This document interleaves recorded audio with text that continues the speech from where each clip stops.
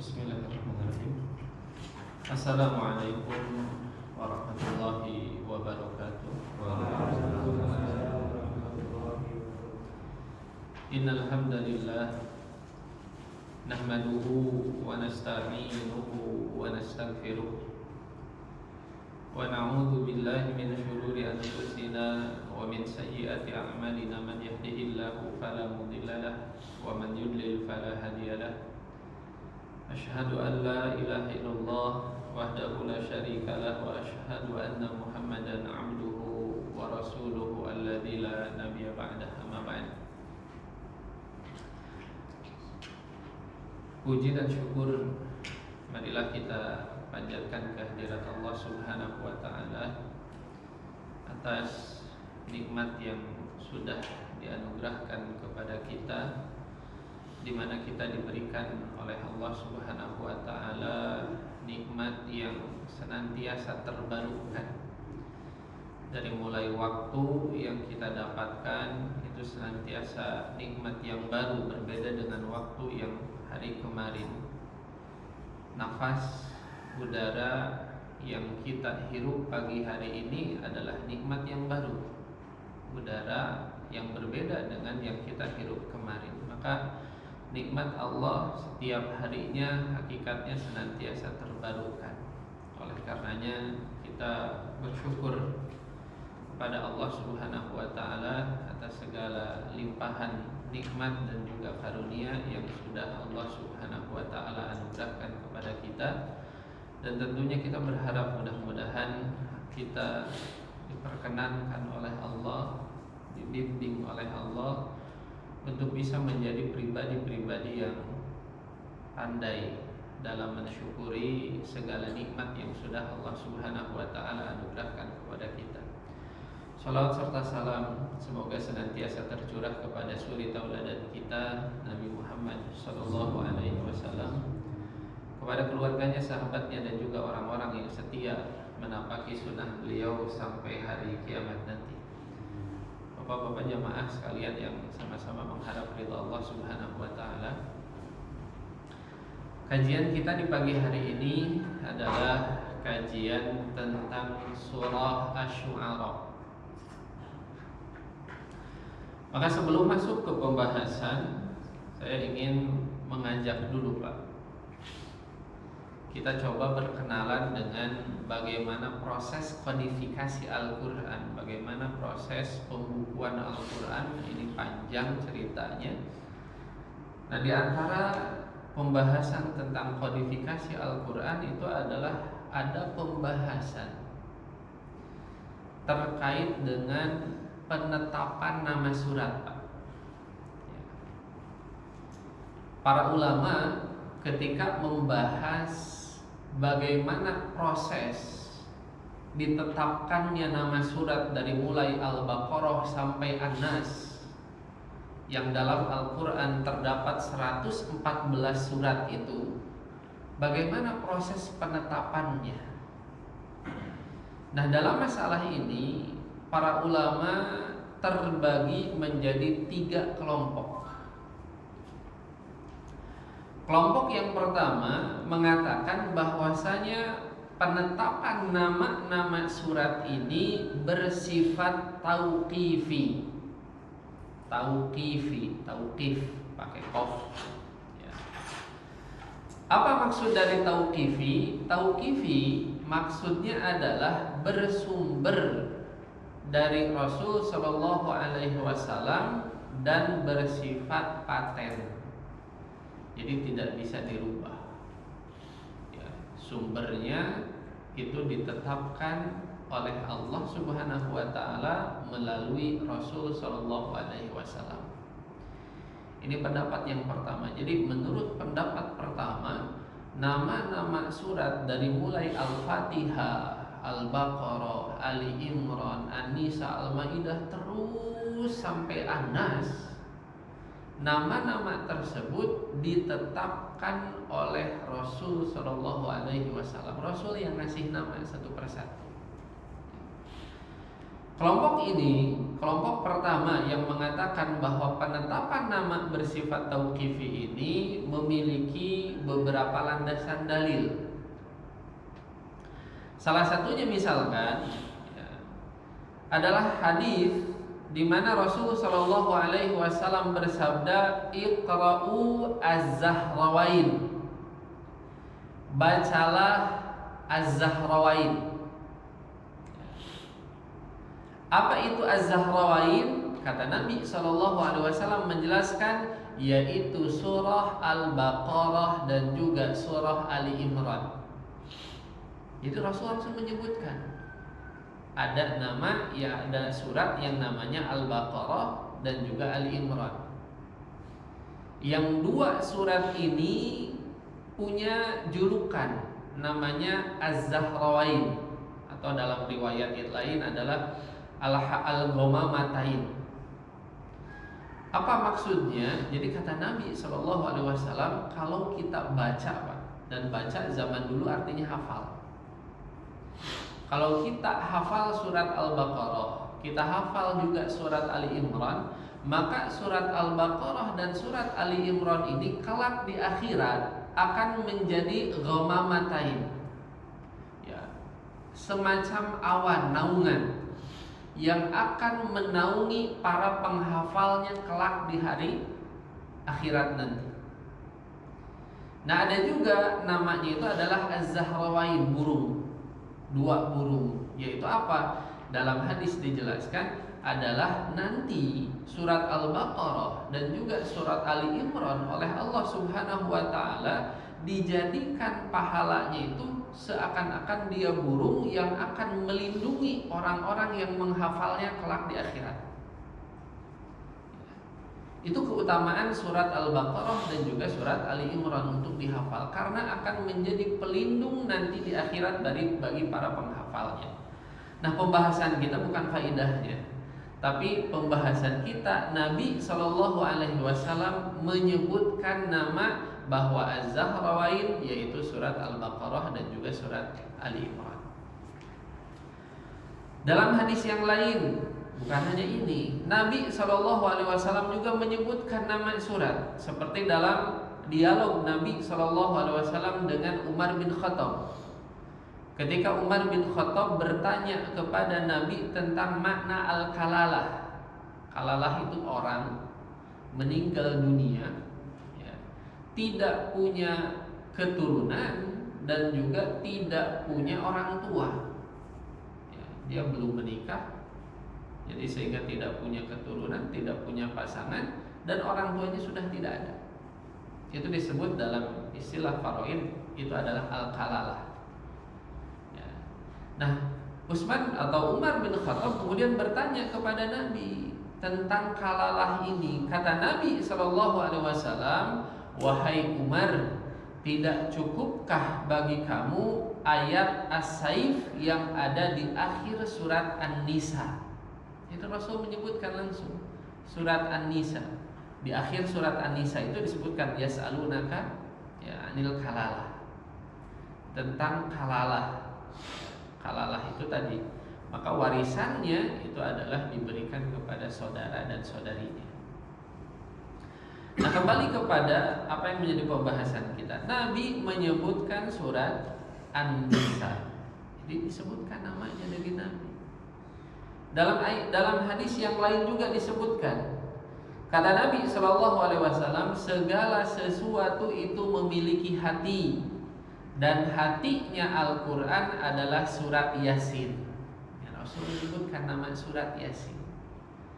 Maka dari dalil-dalil ini, kemudian tadi para ulama di kelompok pertama menetapkan bahwasanya nama-nama surat yang ada di dalam Al-Quran itu semuanya bersumber dari Nabi Shallallahu Alaihi Wasallam.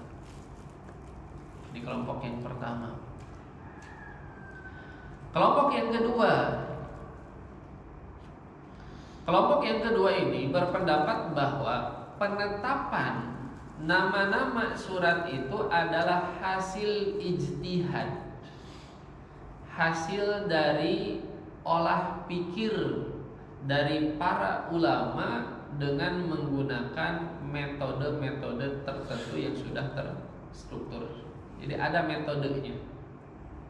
Ya. Tapi ya namanya itu adalah hasil olah pikir, ijtihad. Nah, kelompok ini pun punya dalil. Dalilnya apa? Bahwa kata kelompok ini banyak surat yang namanya lebih dari satu. Surat yang mau kita bahas insyaallah Asy-Syu'ara itu masuk di yang mana, Pak? Pernah baca surat Asy-Syu'ara?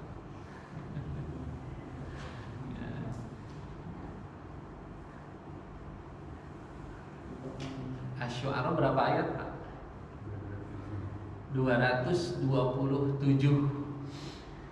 Ya, siap Pak, kita bahas sampai akhir sekarang. Ya. 227. Ya. Ada tidak penyebutan Asy-Syu'ara? Ada. Ya. Di akhir-akhir ayat ada penyebutan tentang Asy-Syu'ara. Jadi ini bisa termasuk kepada model yang ketiga tadi, ya, penyebutan di akhir-akhir. Nah, Asy-Syu'ara ini disebutkan ya, bahwa ismuha at-tauqifi, penamaannya bersifat tauqifi. Tadi sudah kita jelaskan, sumber dari Nabi, paten, gitu kan. Artinya apa? Nah, ini yang lagi ramai. Apa artinya Pak Asy-Syu'ara? Ini yang lagi ramai ya Pak. Belum beres kayaknya sampai saat ini belum beres. Nah, Asy-Syu'ara itu dari kata syairun, penyair. Maka Asy-Syu'ara itu bentuk plural, bentuk jamaknya. Asy-Syu'ara dari kata syairun, satu orang. Kalau banyakan syu'ara. Seperti alimun, satu orang. Kalau banyak orang berilmu, namanya apa? Ulama. Jadi di kita tuh keliru sebenarnya. Ya, ulama itu banyak. Tapi di kita tuh ulama tuh menunjuk kepada satu orang. Satu orang tuh alim. Seorang alim. Kalau banyak kan baru ulama. Sama seperti malaikat. Malaikat itu satu atau banyak?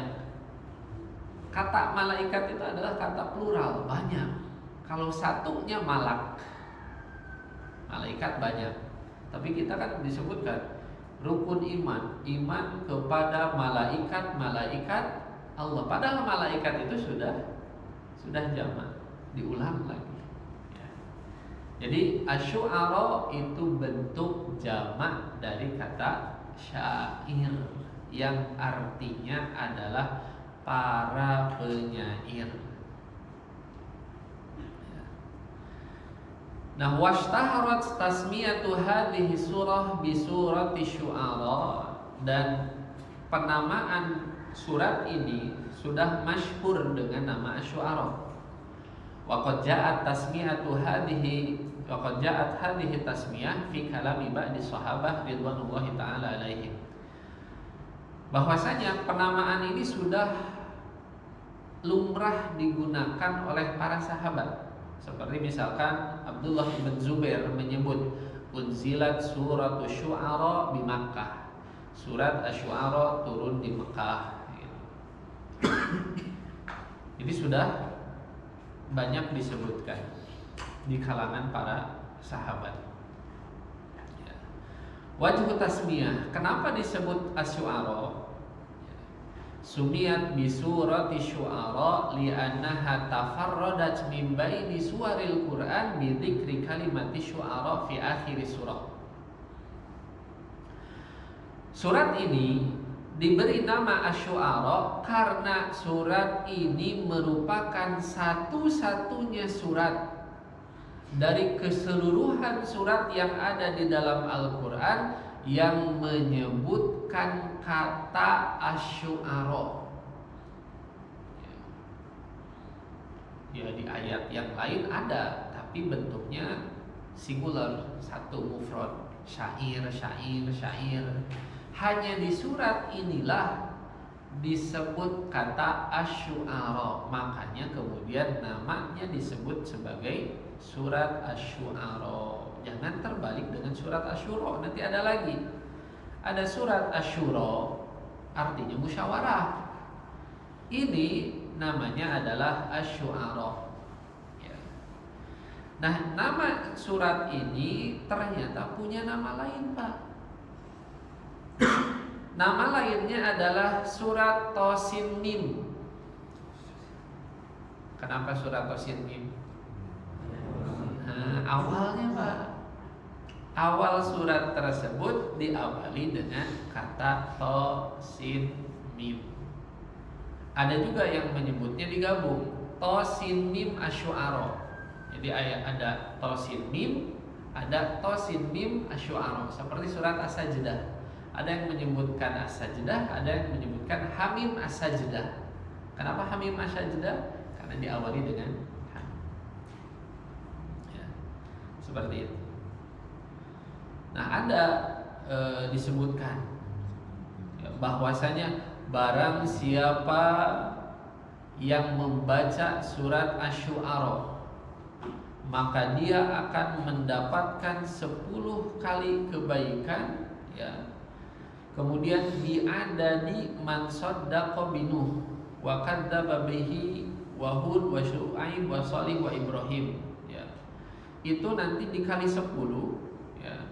Jumlah orang yang beriman kepada Nabi Nuh, karena di dalam surat Asy-Syu'ara ini pembahasan tentang para nabi, Pak. Surat dibahas tentang Nabi Nuh, ya.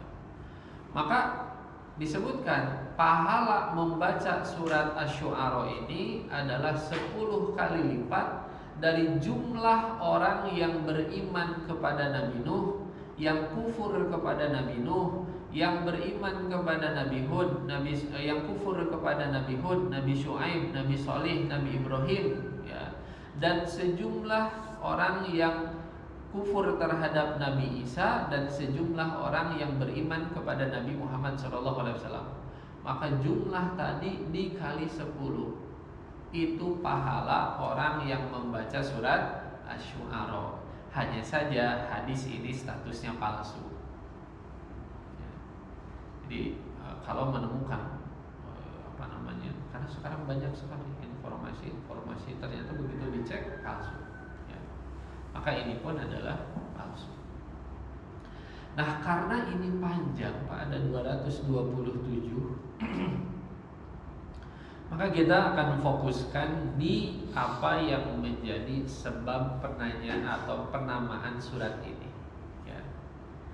Kita tidak akan membahas full 227, tapi kita akan mulai dari 221 sampai 227.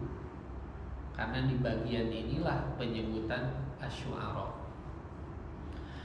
Dalam ayat 221 ya, sampai 227, kalau kita lihat tafsir para ulama, Pak, ini adalah membahas jawaban dari Allah Subhanahu wa taala terhadap tuduhan dari orang-orang di Mekah yang menyebutkan bahwasanya Nabi Shallallahu Alaihi Wasallam itu adalah dukun, dan ada juga yang menyebut Nabi Shallallahu Alaihi Wasallam hanyalah seorang penyair. Al-Quran yang dibawa oleh Nabi, ya, itu adalah penyair, syair gitu. Kan kita tahu bahwasanya Nabi Shallallahu Alaihi Wasallam mendapatkan berbagai macam label dari orang-orang kafir Quraisy. Rasul disebut orang gila, Rasul disebut sebagai dukun, Rasul disebut penyihir, Rasul disebut penyair, dan lain sebagainya. Banyak sebutan-sebutan yang disematkan oleh orang-orang musyrikin Quraisy kepada Nabi Shallallahu Alaihi Wasallam. Ya. Dua di antaranya Nabi dituduh sebagai dukun, yang satunya lagi Nabi dituduh sebagai penyair. Maka dua tuduhan ini dibantah oleh Allah di akhir surat Asy-Syu'ara dari ayat 221 sampai 227. Maka kita akan bahas Allah Subhanahu wa taala berfirman, "Ba'da a'udzu billahi minasyaitonir rajim, hal unabbiukum ala man tanazzalu syayatin." Kata Allah Subhanahu wa taala, apakah kalian mau aku beritakan kepada siapakah syaitan itu turun? Ini mulai membantah tentang tuduhan Nabi sebagai dukun. Karena dukun itu ya, sebagaimana disebutkan oleh Nabi, ini diyakini juga oleh orang-orang zaman dulu termasuk kita ya. Dukun itu kenapa bisa tahu beberapa hal, kadang-kadang benar tebakannya, itu tahu dari mana Pak? Ya. Dukun itu kerjasama ya, punya mitra. Siapa mitranya? Jin, setan tadi ya, kan disebutkan oleh Nabi SAW, setan itu kan naik ke langit. Dia bersembunyi di beberapa sudut yang ada di langit.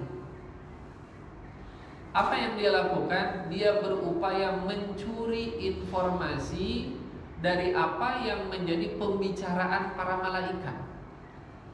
Ya, seingat saya pernah kita bahas tentang masalah takdir ya Pak. Bahwasanya kan takdir itu ada yang sifatnya tahunan itu. Kan takdir pernah kita bahas. Yang mana itu terjadi pada malam Lailatul Qadar. Ya.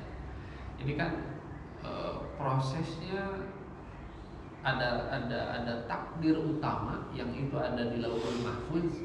Ya. Itu hanya Allah Subhanahu wa taala saja yang tahu. Kemudian diturunkan.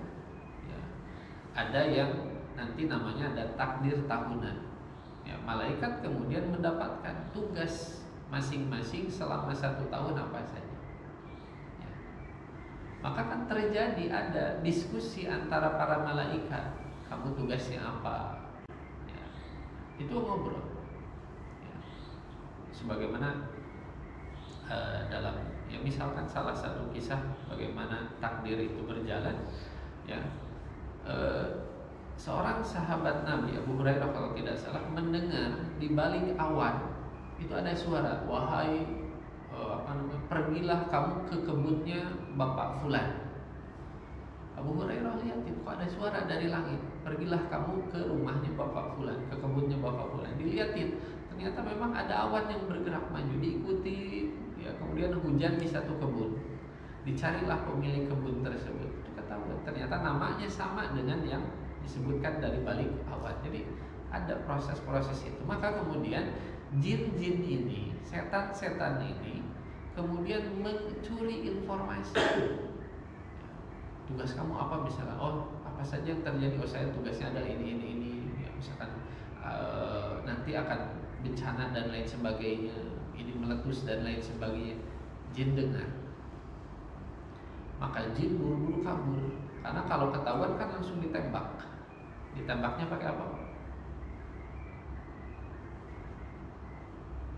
Pakai apa? Pakai meteor, disihab, batu berapi meteor.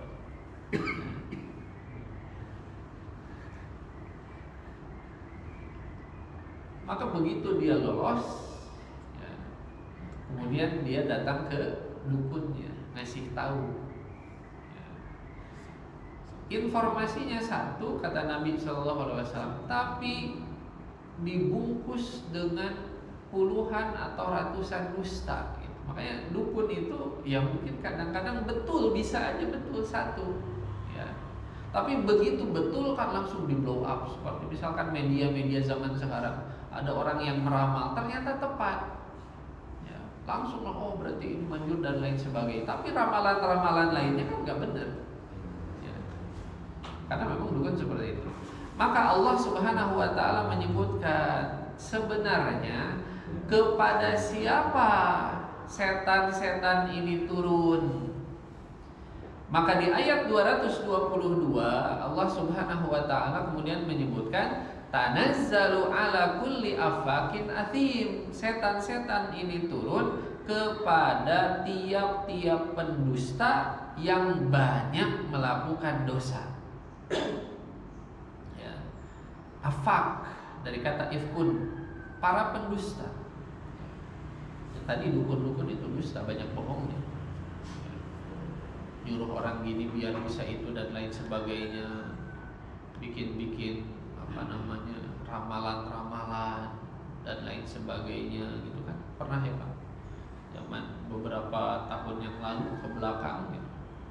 Ramalan yang mengatakan kiamat akan terjadi tahun 2012. Itu dusta sampai sekarang 2024. Alhamdulillah. Sementara yang bilang kiamat 2012-nya sudah meninggal.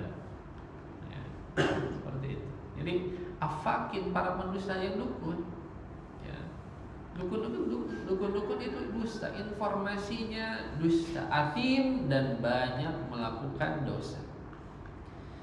Maka ya ini penjelasan dari Allah bahwasanya Nabi Muhammad SAW bukan dukun. Kan tadi dituduh sebagai dukun. Karena dukun itu perkataannya dusta, bohong, tidak sesuai dengan fakta dan juga realita. Sementara Nabi SAW perkataannya benar. Apa yang diinformasikan oleh beliau terjadi, nubuat-nubuat, ya, berita-berita masa depan yang disampaikan oleh Nabi SAW terjadi. Ya. Maka seakan-akan ini penjelasan dari Allah Subhanahu wa Ta'ala beda. Kalau dukun itu isi perkataannya bohong, kalau Muhammad ini jujur, benar, sesuai fakta. Jadi Muhammad bukan dukun. Kemudian yulquna sam'a wa aktsaruhum kadhibun. Mereka menghadapkan pendengaran kepada syaitan itu dan kebanyakan mereka adalah para pendusta. Ini membahas tentang para dukun tadi. Ya. Jadi dukun itu bohong. Sementara Muhammad ini kata Allah Subhanahu wa Ta'ala tidak bohong. Ya. Dari mulai mukjizat-mukjizatnya. Ya. Kan orang-orang Quraisy itu pernah nantang, kalaulah benar coba belah bulannya. Oleh Nabi SAW dibelah. Kan mereka janji mau beriman. Begitu dibelah, apakah mereka beriman? Tidak. Tapi terjadi. Apa yang disabdakan oleh Rasul terjadi, benar. Sementara apa yang dikatakan oleh dukun tidak terjadi, bohong. Maka beda. Ya. Rasul SAW bukan dukun. Nah ini bantahan yang pertama, yang mengatakan bahwasanya Nabi itu adalah dukun. Dibantah oleh Allah, beda.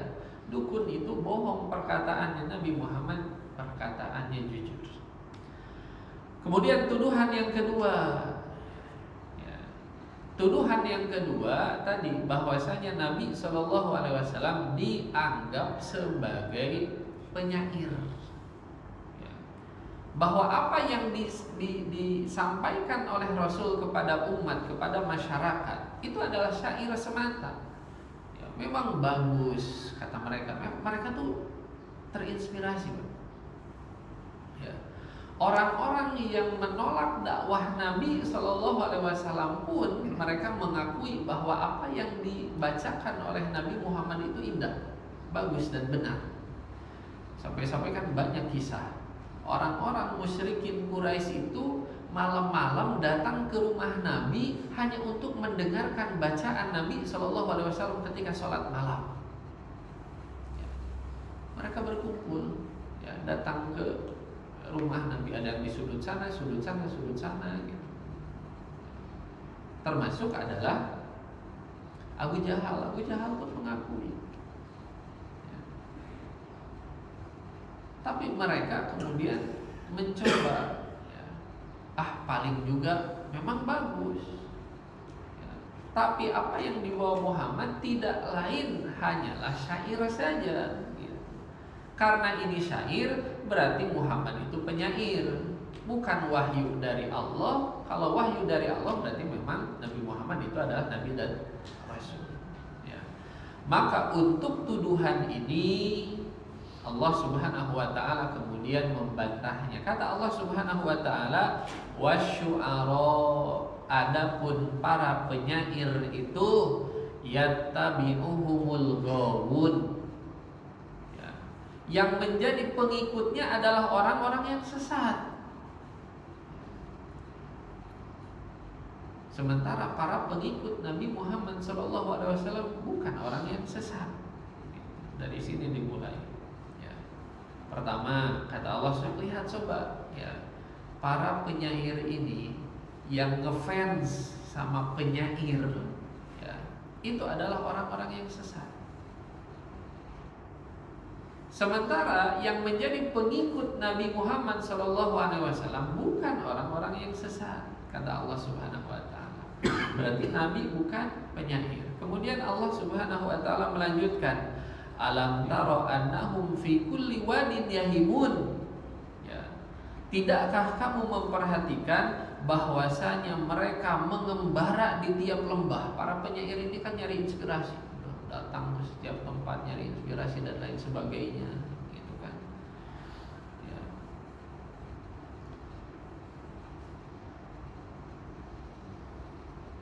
Kemudian wa annahum yaquluna ma la yaf'alun. Dan para penyair ini suka mengatakan apa yang mereka sendiri tidak mengerjakannya. Jadi cari inspirasi gitu kan. Ya, dapat inspirasi Pak. Ya, tentang misalkan pentingnya kedermawanan, lihat masyarakat yang membutuhkan, buatlah syair berisi tentang kedermawanan. Tapi ternyata dalam prakteknya mereka itu adalah orang-orang bakhil. Itu disebutkan dalam tafsir. Mereka menganjurkan orang untuk dermawan, tapi mereka juga bakhil. Mereka menganjurkan orang untuk menghormati sesama, tapi mereka dalam syairnya saling menghina satu sama lain, mencederai kehormatan satu sama lain. Makanya Allah Subhanahu wa taala menyebutkan wa annahum yaquluna ma la yaf'alun. Ya. Para penyair ini mengatakan apa yang mereka sendiri justru tidak mengerjakannya, dicela. Beda dengan Nabi Muhammad SAW, pengikutnya beda, ya, isi perkataannya beda. Ya. Nabi SAW mengajak untuk dermawan, Nabi yang paling dermawan. Nabi mengajak untuk menghormati sesama, Rasul SAW melakukan hal tersebut. Maka ini adalah celaan untuk para penyair. Maka sebagian sahabat kemudian meraba diri gitu. Waduh, saya ini penyair. Dan ternyata penyair itu dicela oleh Allah Subhanahu wa taala di dalam Al-Qur'an. Ya.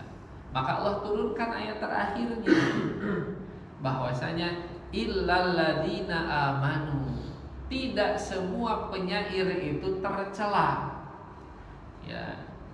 Siapa penyair yang tidak tercela? Alladzina amanu, yaitu para penyair yang beriman. Wa amilus solihat, beramal soleh. Wa dzakarullaha katsiran, banyak berzikir kepada Allah. Wantasaru mim ba'di ma dzulimu, dan mereka mendapatkan kemenangan setelah menderita kezaliman, setelah mereka. Jadi maksudnya adalah para penyair yang menggunakan syair untuk membela. Karena Nabi SAW dicela kan lewat syair juga. Maka tampillah beberapa sahabat membuat syair juga untuk membantahnya, membela Nabi SAW.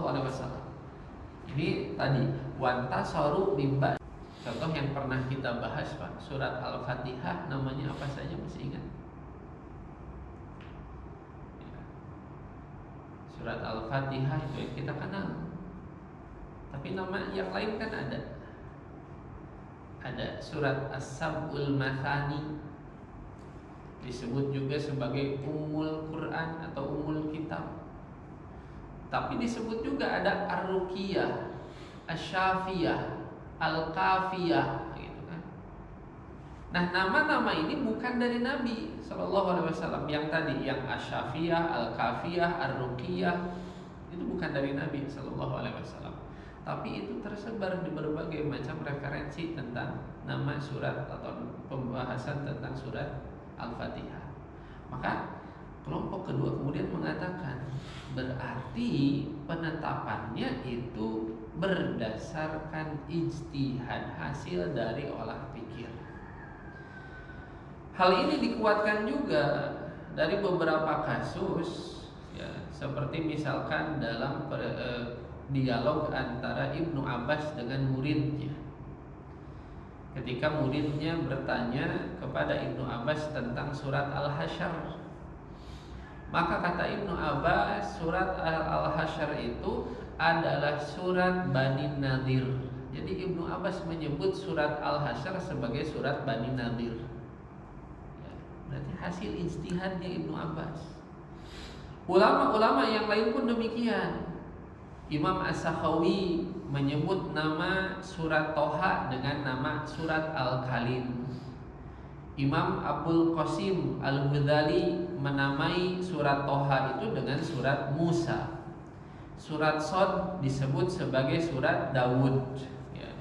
Burhanuddin Al-Ja'bari menamai surat As-Saffat sebagai surat Ad-Dabih. Maka ya, ini menjadi dalil bagi kelompok kedua bahwa penetapannya itu berdasarkan ijtihad hasil olah pikir. Hanya kemudian kelompok ini membahas juga siapa kira-kira yang punya kapabilitas untuk memberikan nama terhadap surat-surat yang ada di dalam Al-Quran. Maka kemudian di dalam kelompok ini disebutkan yang punya kapabilitas, ya, untuk memberikan nama itu adalah sahabat dan juga tabi'in. Ada juga yang mengatakan bahwa bahkan ulama setelah tabi'in, ya. Jadi tidak sembarang orang. Intinya bahwa tetap sekalipun ijtihad, tapi ijtihad yang diambil adalah ijtihadnya ulama, ya. Nah ini pun bagi kita bukan hal yang asing, ya Pak, ya, bahwa penamaan itu kadang-kadang ya dari hasil ijtihad. Seperti misal surat Al-Ikhlas, Pak, di kita sering menyebut surat Al-Ikhlas itu kulhu. Baca apa tadi? Baca kulhu. Itu dari mana coba, Pak?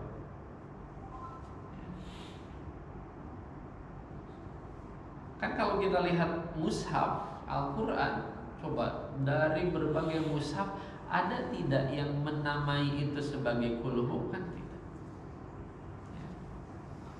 Jadi kadang-kadang penamaan itu tadi, ya, hasil daripada ijtihad. Nah, itu kelompok yang kedua. Yang ketiga, kelompok ketiga ini mengatakan bahwa nama-nama surat yang ada di dalam Al-Quran itu gabungan dari dua cara sebelumnya. Yaitu ada yang disebutkan namanya oleh Nabi, dan ada juga surat-surat yang namanya itu hasil dari ijtihad para ulama. Kenapa demikian? Karena dan ini adalah pendapat yang paling banyak dianut oleh para ulama. Jadi kalau bisa dikatakan ini pendapat yang paling kuat. Kenapa demikian? Karena tidak ditemukan dalil di mana Nabi Shallallahu Alaihi Wasallam memberi nama satu persatu seluruh surat yang ada di dalam Al-Quran. Gak ada, Pak. Dalil yang digunakan oleh kelompok yang pertama tadi yang mengatakan semuanya bersumber dari Nabi, ketika dicek ternyata ya tidak lengkap. Tidak semua surat diberikan nama langsung oleh Rasul Shallallahu Alaihi Wasallam, tidak. Berarti kalau begitu ada surat yang namanya bersumber dari Rasul Shallallahu Alaihi Wasallam, dan ada juga sebagian surat yang namanya hasil dari ijtihadnya para ulama, baik ulama dari kalangan sahabat maupun ulama dari kalangan tabi'in. Ini terkait dengan penamaan surat.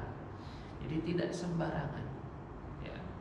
Pemilihan nama-nama tersebut bukan pemilihan tanpa dasar. Ada ilmunya, Pak. Ya. Ada ilmu khusus untuk mempelajari terkait penetapan nama-nama surat yang ada di dalam Al-Quran. Jadi bukan hal yang sederhana, ini hal yang cukup pelik. Ya. Nah kemudian, kalau tadi kita kemudian simpulkan ada surat yang namanya ditetapkan oleh Rasul, ada juga yang surat itu ditetapkan berdasarkan ijtihad, maka kemudian para ulama membahas bagaimana asal usul sumber pengambilan nama surat tersebut. Dan ternyata para ulama juga terus membahas lagi sampai menyebutkan ada 4 model, Pak, dalam pemilihan nama. Kalau tadi kan penetapannya, siapa sih yang menetapkan? Maka kesimpulannya ada yang ditetapkan oleh Rasulullah SAW, ada juga yang ditetapkan berdasarkan ijtihad para ulama. Nah, bagaimana kemudian dipilih namanya? Nah, ada beberapa tipe. Yang pertama, ada nama yang diambil dari awal kata yang ada pada ayat pertama setiap surat. Nama surat diambil dari awal kata yang ada di surat tersebut. Contohnya apa? Yasin, betul. Ya, disebut Yasin kenapa? Karena awal kata yang disebutkan dalam surat tersebut Yasin. Selain itu, Toha, betul. Apalagi?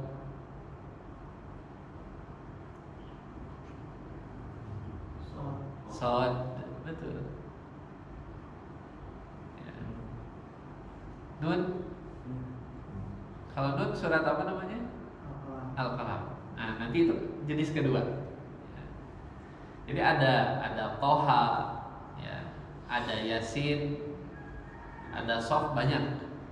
Ini disebutkan sampai ada 21 surat. Ya, para ulama sampai merinci dihitung. Ada 21 surat yang penamaannya diambil dari kata pertama. Ya, ada 21. Kemudian jenis yang kedua adalah diambil dari kata yang ada di dalam rangkaian ayat pertama, tapi bukan kata pembuka. Ada di ayat pertama, tapi bukan kata pembuka seperti tadi Al-Qalam. Ya. Bukan di awal, karena awalnya adalah nun. Tapi ada di rangkaian yang pertama, nun wal qalami, maka muncullah Al-Qalam. Ya. Nah, model dari yang ini itu ada 43, Pak. 43 surat. Namanya itu diambil dari potongan ayat pertama, tapi bukan kata pertama. Al-Qalam, ya. Kemudian Al-Anfal, yas'alunaka anil anfal, ya, itu di awal, tapi bukan potongan pertama. Al-Mu'minun, ya, qad aflahal mu'minun, dan seterusnya. Al-Mulk, tabarakalladzi biyadihil mulk. Yang ketiga itu adalah nama diambil dari kandungan ayat-ayat terakhir. Ya. Diambil dari kandungan ayat-ayat terakhir. Nah, yang model seperti ini ada 4. Ada An-Nisa, Al-Maun, Al-Masad, An-Nas. Ya. Al-Maun gitu kan. Wa yamna'una al-Maun, Al-Masad. Ya. Hablum min fi jidha hablum min masad. An-Nas minal jinnati wan nas. Dan yang keempat adalah diambil dari isi kandungan surat. Ya. Jadi para ulama tadi yang kemudian ijtihad itu melihat, ya, ini kandungan surat ini membahas tentang apa. Ya. Maka diambillah namanya. Contohnya apa? Ini disebutkan ada 47 surat yang menggunakan model seperti ini. Jadi dilihat temanya, ya. Al-Fatihah gitu kan. Al-Ikhlas, Pak. Al-Ikhlas coba ada nggak kata Al-Ikhlas di dalam surat Al-Ikhlas? Kan tidak ada kandungannya. Nah itu adalah terkait dengan pemilihan. Jadi ada yang diambil dari kata pertama, ayat pertama, kata-kata di ayat-ayat terakhir, dan juga dari temanya. Nah, kira-kira ya, itu ngobrol, ya. Sebagaimana dalam, ya misalkan salah satu kisah bagaimana takdir itu berjalan, ya. Seorang sahabat Nabi Abu Hurairah kalau tidak salah mendengar di balik awan itu ada suara, wahai pergilah kamu ke kebunnya Bapak Fulan. Abu Hurairah lihatin kok ada suara dari langit, pergilah kamu ke rumahnya Bapak Fulan, ke kebunnya Bapak Fulan. Dilihatin, ternyata memang ada awan yang bergerak maju, diikuti, ya, kemudian hujan di satu kebun.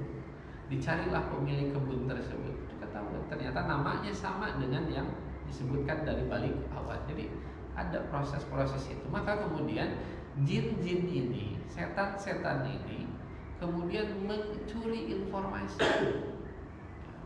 Tugas kamu apa misalnya? Oh, apa saja yang terjadi? Oh, saya tugasnya ada ini. Ya, misalkan nanti akan bencana dan lain sebagainya, ini meletus dan lain sebagainya. Jin dengar, maka jin buru-buru kabur. Karena kalau ketahuan kan langsung ditembak. Ditembaknya pakai apa? Pakai apa? Pakai meteor, disihab, batu berapi meteor.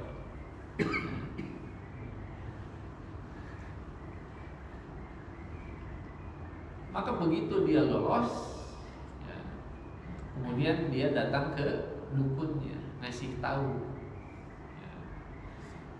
Informasinya satu, kata Nabi SAW, tapi dibungkus dengan puluhan atau ratusan dusta. Gitu. Makanya dukun itu ya mungkin kadang-kadang betul, bisa aja betul satu, ya. Tapi begitu betul kan langsung di blow up. Seperti misalkan media-media zaman sekarang, ada orang yang meramal ternyata tepat, ya. Langsung oh berarti ini manjur dan lain sebagainya. Tapi ramalan-ramalan lainnya kan nggak benar. Karena memang dukun seperti itu. Maka Allah Subhanahu wa taala menyebutkan sebenarnya kepada siapa setan-setan ini turun.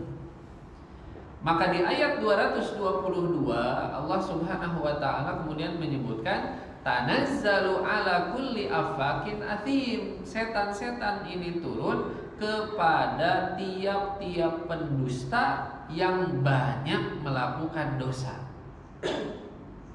Ya. Afak dari kata ifkun, para pendusta. Ya, tadi dukun-dukun itu dusta, banyak bohongnya. Ya.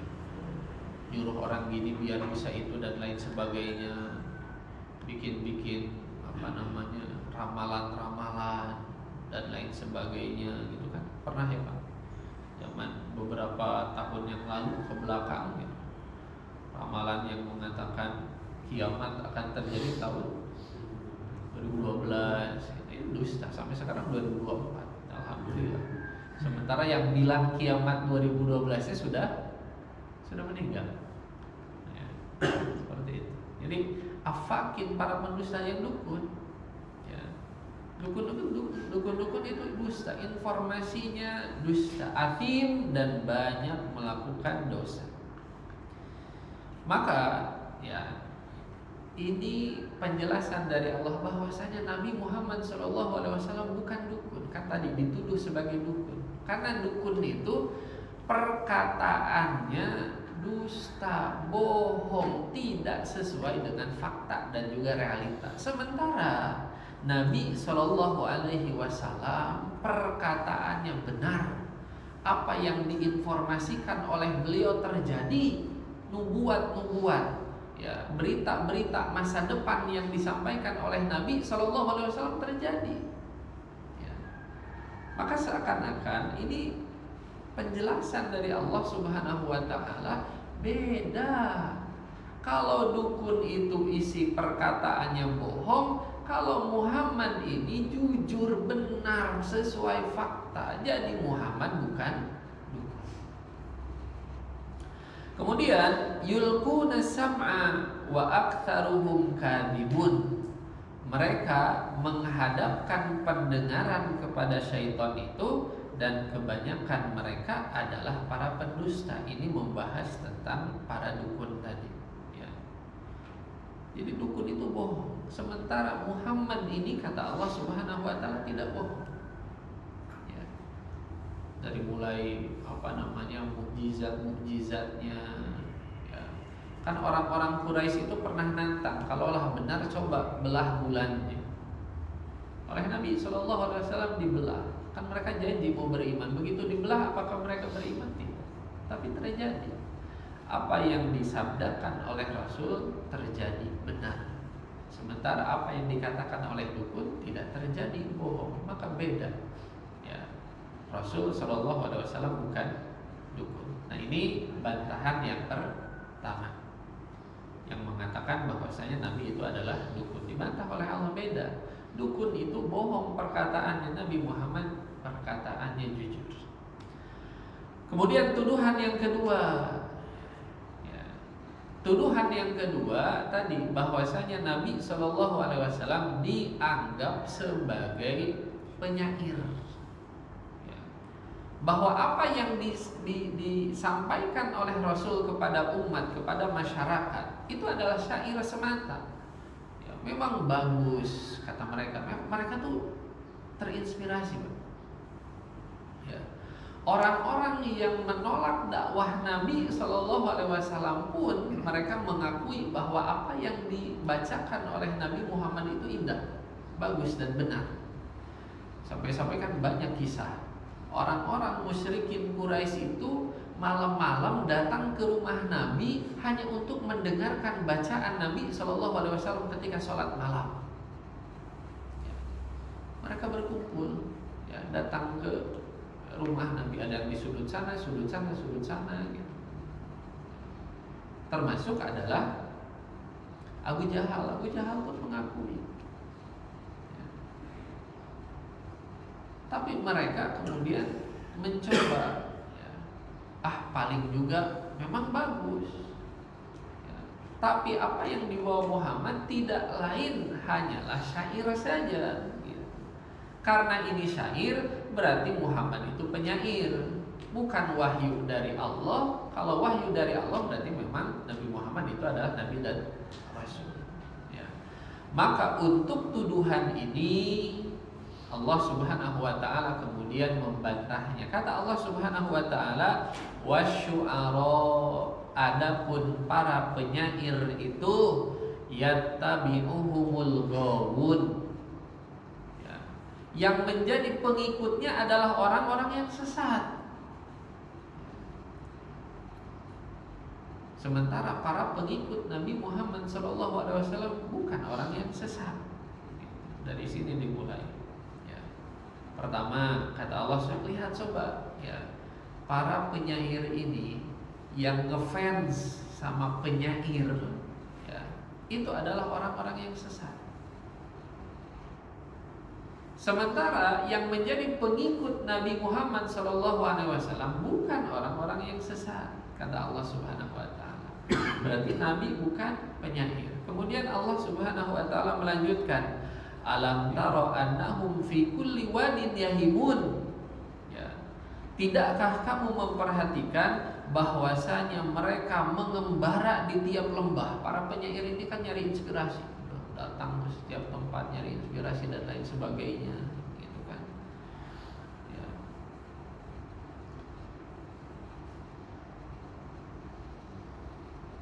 Kemudian wa annahum yaquluna ma la yaf'alun.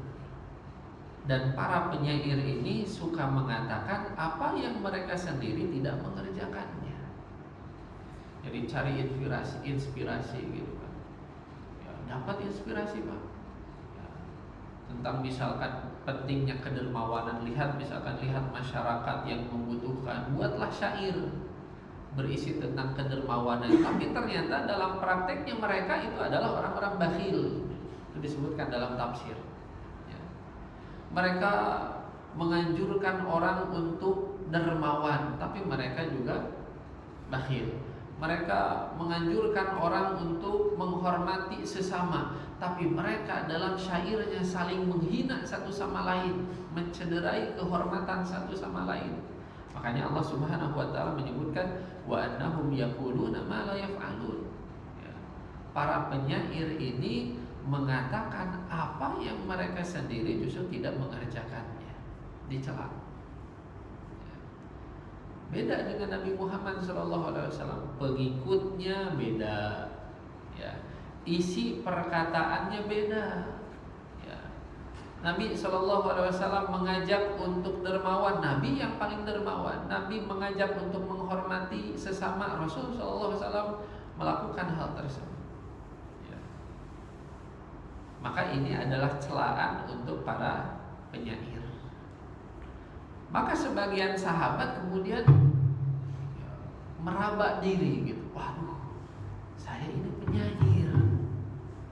Dan ternyata penyair itu dicela oleh Allah Subhanahu wa taala di dalam Al-Qur'an. Ya. Maka Allah turunkan ayat terakhirnya bahwasanya illal ladzina amanu. Tidak semua penyair itu tercela. Ya. Siapa penyair yang tidak tercela? Alladzina amanu, yaitu para penyair yang beriman. Wa amilus solihat, beramal soleh. Wa dzakarullaha katsiran, banyak berzikir kepada Allah. Wantasaru min ba'di ma dzulimu, dan mereka mendapatkan kemenangan setelah menderita kezaliman, setelah mereka. Jadi maksudnya adalah para penyair yang menggunakan syair untuk membela. Karena Nabi SAW dicela kan lewat syair juga. Maka tampillah beberapa sahabat membuat syair juga untuk membantahnya, membela Nabi SAW. Ini tadi wantasaru min ba'di ma dzulimu. Jadi mereka gunakan syairnya untuk membela Islam, membela Nabi SAW, membantah orang-orang musyrikin Quraisy. Maka orang-orang yang seperti ini keluar dari celaan Allah Subhanahu wa taala terhadap para penyair. Wa saya'lamul ladzina zalamu ayyamun qalabi yanqalibun. Dan orang-orang yang zalim kelak akan mengetahui kemana mereka akan kembali. Ini adalah akhir dari surat Asy-Syu'ara. Jadi isinya seperti itu, Pak. Ya. Membahas tentang bantahan Allah Subhanahu wa taala terhadap tuduhan orang-orang musyrikin Quraisy yang mengatakan bahwasanya Nabi Muhammad SAW adalah seorang dukun dan juga seorang penyair, dibantah oleh Allah. Dari mulai tadi dukun itu turun kepadanya setan, sementara yang turun kepada Nabi Muhammad malaikat. Ya. Dukun itu bohong, sementara Nabi Muhammad jujur, perkataannya fakta sesuai realita. Penyair tadi, pengikutnya adalah orang-orang yang sesat, orang-orang gak jelas, sementara pengikut Nabi Muhammad SAW orang-orang yang soleh. Ya. Kemudian penyair itu perkataannya tidak sesuai dengan perbuatan, sementara Nabi perkataannya selalu selaras dengan perbuatannya, maka berbeda. Ya. Ini ya isi dari surat Asy-Syu'ara bagian yang terakhir. Nah, terkait dengan apa yang sedang ramai belakangan ini, ya, sebenarnya poin utamanya bukan masalah, kan, kalau mungkin pernah dengar itu, poin yang utamanya itu bukan masalah musiknya, tentang masalah hukum boleh musik atau tidak. Kenapa? Karena masalah ini sudah maklum ya, bahwasanya akan ada, ini bagian daripada nubuat, Pak. Berita masa depan yang disampaikan oleh Nabi. Ketika Nabi SAW mengatakan akan ada dari umatku kelompok yang menghalalkan khomer, menghalalkan zina, menghalalkan sutra, menghalalkan alat musik. Ini informasi yang akan terjadi ya. Sesuatu yang tidak akan terhindari, bahwa akan ada kelompok yang menghalalkan musik ya. Jadi bukan itu masalah yang sedang ramai itu sebenarnya, karena kelompok yang mengharamkan sudah tahu bahwasanya akan ada yang menghalalkan sesuai dengan berita yang disampaikan oleh Rasulullah SAW. Nah, yang jadi permasalahan utama sebenarnya itu bukan masalah hukum musiknya, ya. Karena hukum musik, ya tadi dari segi kajian saya sudah pada tahu bahwasanya akan ada yang membolehkan. Ya. Sekalipun imam empat mazhab itu sepakat musik itu haram. Ya. Hanya ada ulama-ulama dari pengikut dari masing-masing mazhab tersebut sampai ulama yang sekarang yang kemudian memberikan pengecualian. Ya. Memang haram, tapi kecuali ini gitu. Ya. Tapi secara umum ulama imam mazhab yang empat, Imam Malik, Abu Hanifah, kemudian Imam Syafi'i dan Imam Ahmad, itu mengharamkan alat musik. Jadi poinnya sebenarnya bukan di situ. Poin yang menjadi penekanan terhadap kritik yang belakangan ini ramai adalah tafsirnya, Pak. Tafsir yang disebutkan bahwasanya asy'ara itu artinya adalah pemusik gitu. Itu yang kemudian dipertanyakan. Ya, kalau masalah hukumnya ya sudah menjadi pengetahuan dari yang mengkritik itu bahwa pandangan masyarakat seperti apa dan lain sebagainya gitu, itu sudah menjadi pengetahuan. Tapi hal yang baru ada sekarang adalah orang yang menerjemahkan asy'ara, memahami asy'ara itu sebagai pemusik. Itu yang kemudian menjadi permasalahan. Ya. Tanyalah, ini referensinya dari mana? Adakah ulama yang mengatakan bahwasanya asy'ara itu artinya pemusik? Maka makin ramai karena yang ditanya justru mengaburkan masalahnya. Ya, dikaburkan dengan cara dipertanyakan status akademik orang yang bertanya. Ya, sampaikan bahwa skripsinya bahwa orang yang bertanya ini, yang mengkritik ini adalah orang yang latar belakang akademiknya bukan agama. Latar belakang akademiknya adalah teknik mesin. Ya. Kemudian lanjut studi di luar negeri, di Saudi, teknik mesin juga bukan agama gitu. Jadi akhirnya masyarakat itu menjadi kabur. Ya. Apa yang menjadi tema dari pembahasan itu bukan lagi membahas tentang tafsirnya, tapi kemudian yang ramai di masyarakat itu adalah orang dengan latar belakang sarjana teknik ya mengkritisi orang yang latar belakangnya itu dianggap sebagai latar belakang keagamaan. Jadi kabur akhirnya. Padahal tujuan awalnya itu adalah bertanya dari mana referensinya, kok bisa menerjemahkan asy'ara itu sebagai pemusik. Ya. Nah, kalau kita lihat bahwasanya yang mengatakan bahwa asy'ariyah itu pemusik itu dasarnya nih Pak ya, mengatakan bahwa syair itu harus terdiri dari 5 unsur. Ya. Unsur yang pertama namanya atifah, emosi. Ya. Emosi itu bukan marah ya Pak. Emosi itu tidak selalu marah. Emosi itu kan perasaan. Ya. Jadi motifnya, emosinya apa nih? Lagi sedih misalkan, lagi senang, lagi iba, terharu, menangis, dari situ. Ya. Maka setelah emosi muncul fikroh, ya, ide. Ya. Nah, dari apa yang sedang dialami gitu ya, perasaan apa yang sedang berkecamuk, ya. Mau bahas apa nih? Gitu. Itulah munculnya fikroh, ide. Setelah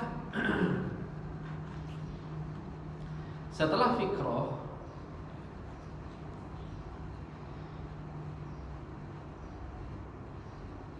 sebentar, takut salah urutannya.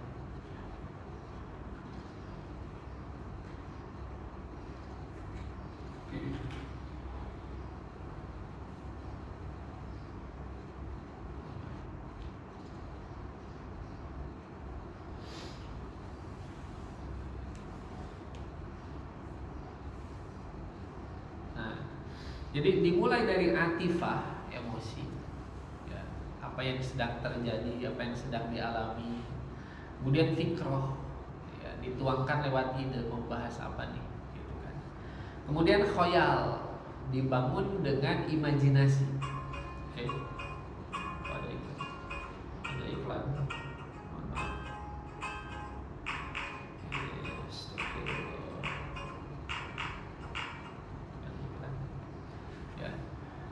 Dari tadi yang pertama itu emosi, kemudian ide, kemudian imajinasi, kemudian uslub, ya, gaya bahasa apa yang akan digunakan.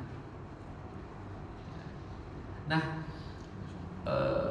yang mengatakan asy'ariyah pemusik itu mengatakan unsur terakhirnya itu adalah al-iqa, notasi. Ya, jadi syair itu ada notasinya. Dan notasi itu musik. Jadi musik itu kan bukan bahasa Arab. Meskipun bahasa Arabnya musik adalah musik. Musik itu adalah bahasa Yunani. Jadi musik itu memang irama, Pak. Ya, musik itu irama, arti aslinya notasi. Makanya di apa namanya? Di hadis itu kan alat musik. Ya, ma'azif. Karena musiknya itu kan sebenarnya irama. Ya. Nah, irama ini kadang disertai instrumen, kadang tidak disertai instrumen. Ya, notasi. Nah, dengan adanya unsur ini, yang unsur akhirnya notasi irama, ya, irama itu musik, maka disimpulkanlah syair itu musik. Maka penyair sama dengan pemusik. Itu dasar apa namanya, paradigmanya, bahwasanya syair itu harus terdiri dari 5 unsur: atifah, ya, emosinya, kemudian fikroh, idenya, kemudian khoyal, imajinasinya, kemudian uslub, gaya bahasanya, kemudian yang terakhir konotasi. Tapi apa namanya, kalau dicek langsung terkait dengan pembahasan unsur syair, yang kelima itu bukan notasi. Yang kelima itu adalah an-nadham. Apa itu nadham? Nadham itu kesesuaian antara bahasa dengan realita. Jangan sampai menceritakan ini dengan bahasa yang tidak ada korelasi. Jadi nadham, unsur terakhir itu bukan notasi. Unsur terakhirnya itu bukan notasi. Tapi unsur terakhir tuh jangan sampai, ya, syair yang dibuat itu tidak merepresentasikan, ya, keresahan yang sedang dialami oleh penyair tersebut, pesan yang ingin disampaikan oleh penyair tersebut, harus ada korelasi. Itulah unsur terakhir nazam. Jadi tidak ada notasi. Ya. Maka itulah yang kemudian menjadi ramai, karena sebenarnya dikaburkan permasalahan utamanya, yang mana permasalahan utamanya itu adalah dari mana referensi, adakah ulama sebelumnya yang menerjemahkan, memahami asy'ara sebagai pemusik. Dikaburkan dengan cara apa? Mempertanyakan latar belakang akademik orang yang bertanya. Ya, ramailah ya, pro kontra antara para pengikutnya. Ya, sebenarnya kalau kita melihat ya, pandangan para ulama terkait dengan jadi musik zaman sekarang itu Pak kan sudah lengkap ya, sudah paket komplit gitu. Ketika kita menyebut musik itu sudah otomatis yang disertai dengan instrumen. Itu pemahaman masyarakat sekarang. Ya, meskipun arti awalnya musik itu irama, alat musik ya, instrumen musik. Tapi sekarang kalau kemudian dengar musik, ya, yang terbayang adalah lengkap dari mulai nyanyinya, alat musiknya dan sebagainya. Nah, kalau kita berbicara tentang musik tadi, ya tadi para ulama pada dasarnya yang 4 mazhab, ya, itu melarang, haram hukumnya musik itu. Ya. Nah, yang mengecualikan itu ada yang memang bersumber dari Nabi. Apa yang dikecualikan yaitu rebana, ya, rebana, dan itu pun pengecualiannya adalah kalau yang memainkannya anak kecil dan perempuan, dan itu pun hanya dilakukan pada hari raya ataupun pernikahan. Ya. Jadi pernah terjadi di zaman Nabi memang. Pas hari Id gitu kan, kok ada yang menabuh rebana. Beberapa sahabat protes, kata Nabi biarkan saja karena ini hari raya. Nah, dari protesnya para sahabat ini mengindikasikan bahwa musik itu memang dilarang. Nah, Nabi kemudian membolehkan, itu berarti pemberian rukhsah, keringanan. Rukhsah, adanya keringanan, tidak lain dan tidak bukan berarti memang sebelumnya dilarang. Ya. Makanya tadi ada yang membolehkan, dan yang membolehkan pun terbatas, yaitu rebana. Itu pun yang memainkannya adalah anak kecil atau perempuan, dan itu pun kalau ada pernikahan dan juga kalau hari raya saja. Di luar itu tidak boleh. Selain mereka laki-laki, kita orang dewasa itu tidak boleh. Itu pendapat dari para ulama dulu seperti itu. Ya. Nah, kalau kemudian ada yang membolehkan musik zaman sekarang dengan alasan bahwa Nabi mengecualikan beberapa, maka alat musik zaman sekarang itu tidak termasuk yang dikecualikan oleh Nabi. Ya. Satu itu. Kemudian momennya tidak termasuk yang dibolehkan oleh Nabi. Kemudian yang memainkannya tidak termasuk yang dibolehkan oleh Nabi. Apalagi kalau kemudian kita berbicara tentang liriknya. Dalam sebuah hadis yang sahih disebutkan, perut salah seorang di antara kalian penuh dengan nanah lebih baik daripada harus diisi dengan syair. Orang yang banyak hafalan syairnya, menguasai, punya hafalan syair. Kalau zaman sekarang mungkin hafal lagu, Pak. Ya. Hafal lagu. Ya. Kata Nabi, orang daripada hafal lagu, ya, itu masih lebih baik perutnya diisi dengan nanah daripada harus, ya, dirinya diisi dengan hafalan lagu-lagu. Nah, para ulama kemudian membahas, apakah berarti syair itu buruk? Ternyata tidak, karena ada hadis yang lain Nabi memuji syair. Bahkan tadi menganjurkan beberapa sahabat untuk bersyair membela Islam ketika berhadapan dengan musyrikin Quraisy. Oleh karenanya para sahabat, para ulama kemudian mengkompromikan dari berbagai macam dalil untuk syair ini kalau isinya buruk, ya, isinya ke arah-arah vulgar gitu kan, isinya mengajak kepada dosa, kemaksiatan, kemusyrikan, maka syair yang seperti ini dilarang. Ya. Makanya kalau kita lihat kan yang dilarang itu adalah kalau diiringi instrumen. Sekarang kalau tidak diiringi instrumen gimana? Misalkan nasyid gitu kan. Maka yang tidak diiringi instrumen, lihat liriknya.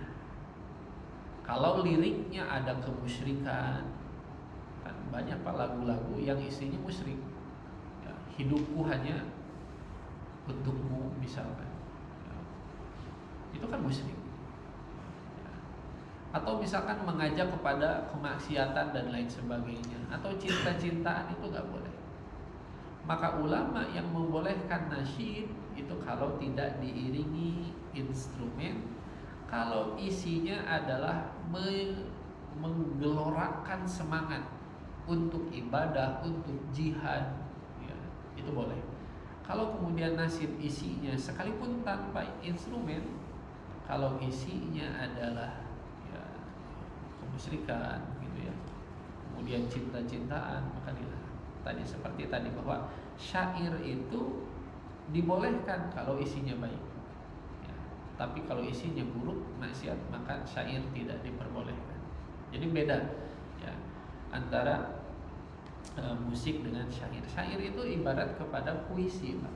Karena definisi syair adalah kalamun mauzunun mukoffa, kalam ucapan mauzun yang punya aturan, punya aturannya. Ya. Mukoffa, ujung katanya sama. Kan puisi juga kan sama ya Pak, antara kayak pantun ujungnya itu sama. Ya. Itu syair, mirip dengan puisi. Jadi tadi ketika menyamakan penyair dengan pemusik, ya kita menyamakan antara orang yang baca puisi kayak Khairil Anwar gitu di kita ya. Apakah Khairil Anwar penyair Indonesia bisa disebut pemusik? Kan nggak bisa. Jadi itu sedikit terkait dengan apa yang sedang terjadi saat ini. Ya, surat Asy-Syu'ara kita sudah sedikit membahas tadi, dari mulai penamaannya ini bersifat tauqifi, dari sananya sudah seperti itu. Ya.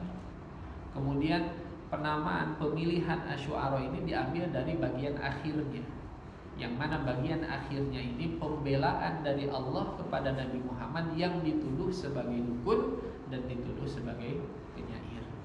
Nah, syair ini berbeda dengan musik. Nah, apa yang terjadi belakangan ini yaitu bagian daripada ya ujian sejauh mana kita teguh ya untuk senantiasa belajar dan juga tetap berada di koridor yang sudah ditetapkan oleh para ulama generasi-generasi terbaik.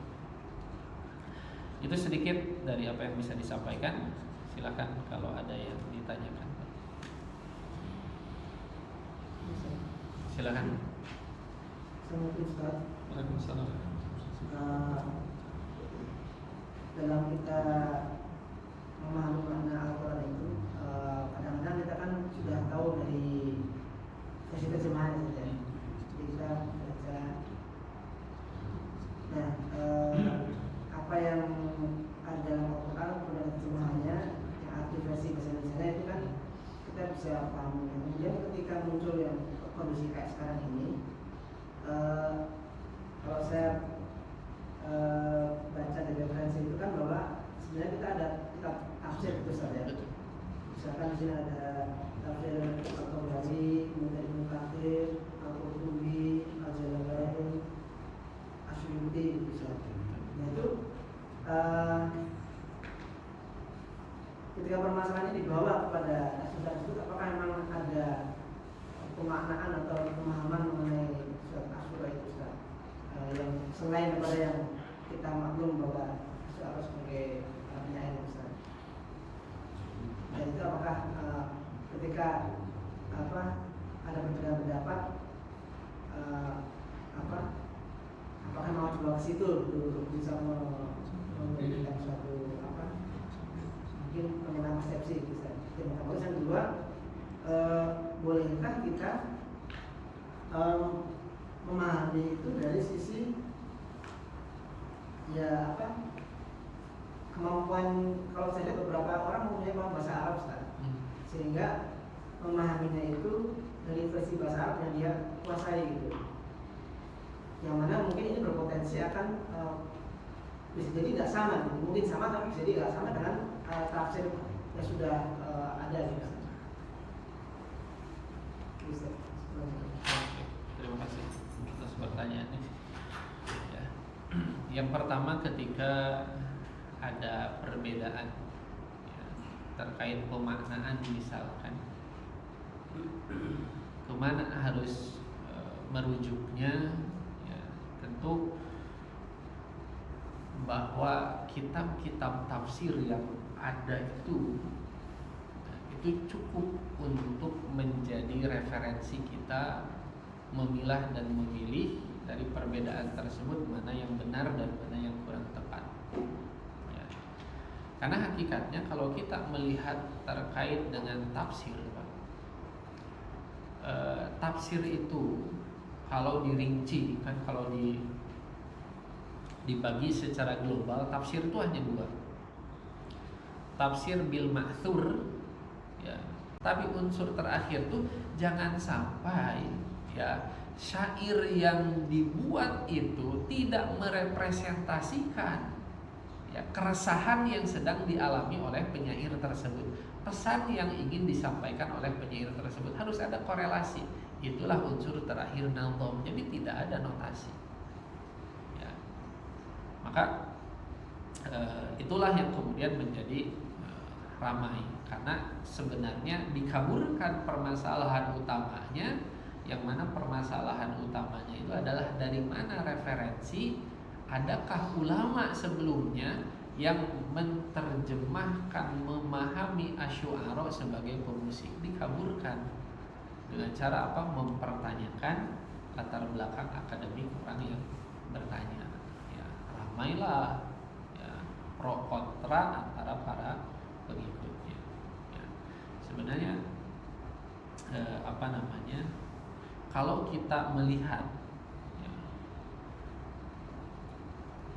pandangan para ulama terkait dengan jadi musik zaman sekarang itu Pak kan sudah lengkap ya, sudah paket komplit gitu. Ketika kita menyebut musik itu sudah otomatis yang disertai dengan instrumen. Itu pemahaman masyarakat sekarang.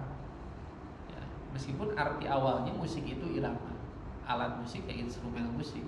Tapi sekarang kalau kemudian dengar musik, ya, yang terbayang adalah lengkap dari mulai nyanyinya, alat musiknya dan sebagainya.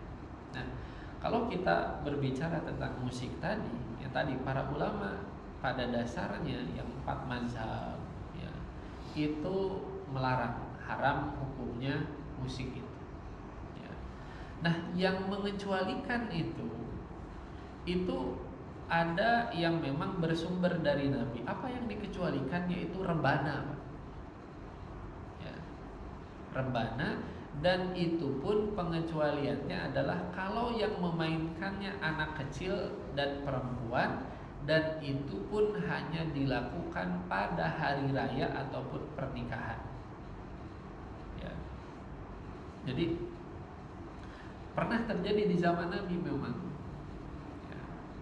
Pas hari Id gitu kan, kok ada yang menabuh rebana.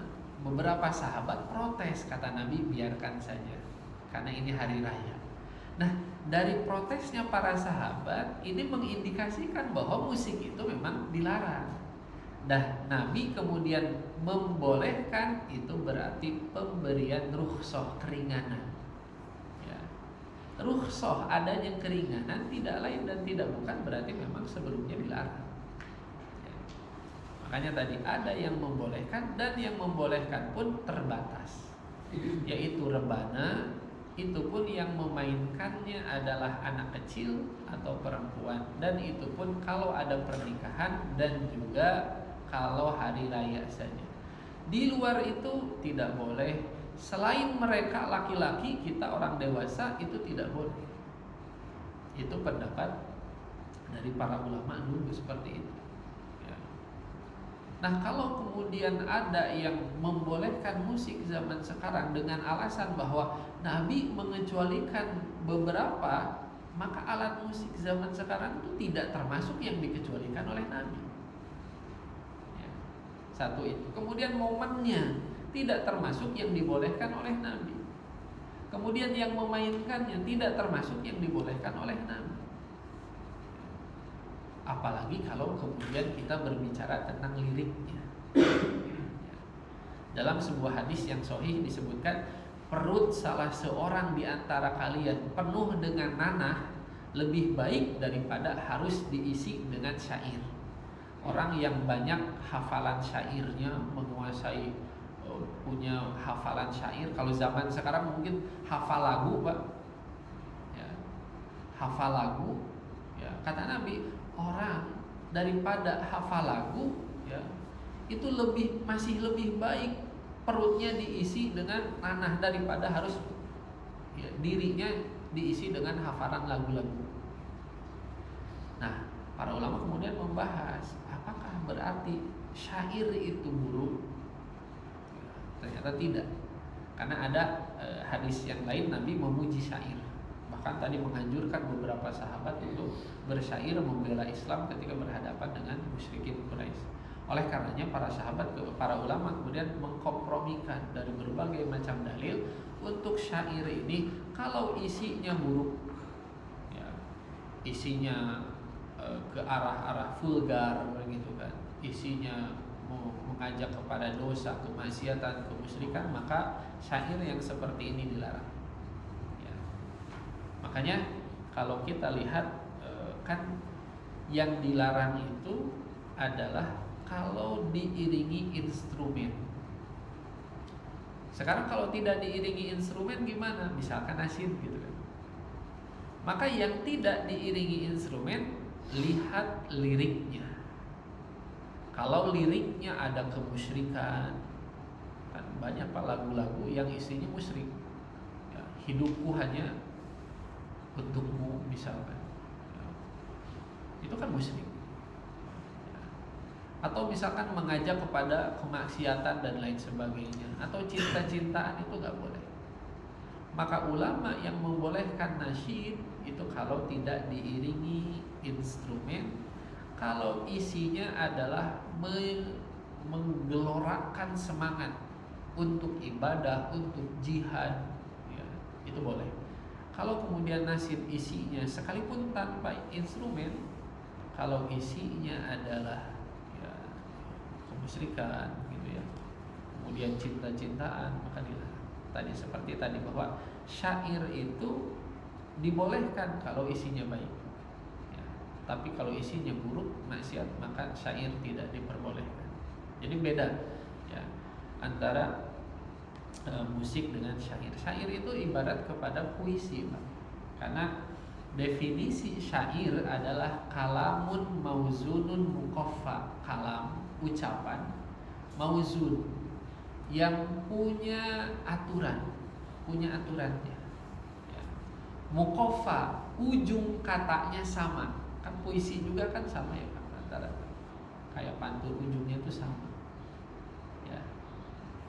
Itu syair, mirip dengan puisi. Jadi tadi ketika menyamakan penyair dengan pemusik, ya kita menyamakan antara orang yang baca puisi kayak Khairil Anwar gitu di kita ya. Apakah Khairil Anwar penyair Indonesia bisa disebut pemusik? Kan nggak bisa. Jadi itu sedikit terkait dengan apa yang sedang terjadi saat ini. Ya, surat Asy-Syu'ara kita sudah sedikit membahas tadi, dari mulai penamaannya ini bersifat tauqifi, dari sananya sudah seperti itu. Ya. Kemudian penamaan pemilihan Asy-Syu'ara ini diambil dari bagian akhirnya. yang mana bagian akhirnya ini pembelaan dari Allah kepada Nabi Muhammad yang dituduh sebagai dukun dan dituduh sebagai penyair. Nah, syair ini berbeda dengan musik. Nah, apa yang terjadi belakangan ini yaitu bagian daripada ya ujian sejauh mana kita teguh ya untuk senantiasa belajar dan juga tetap berada di koridor yang sudah ditetapkan oleh para ulama generasi terbaik. Itu sedikit dari apa yang bisa disampaikan. Silakan kalau ada yang ditanyakan. Silakan.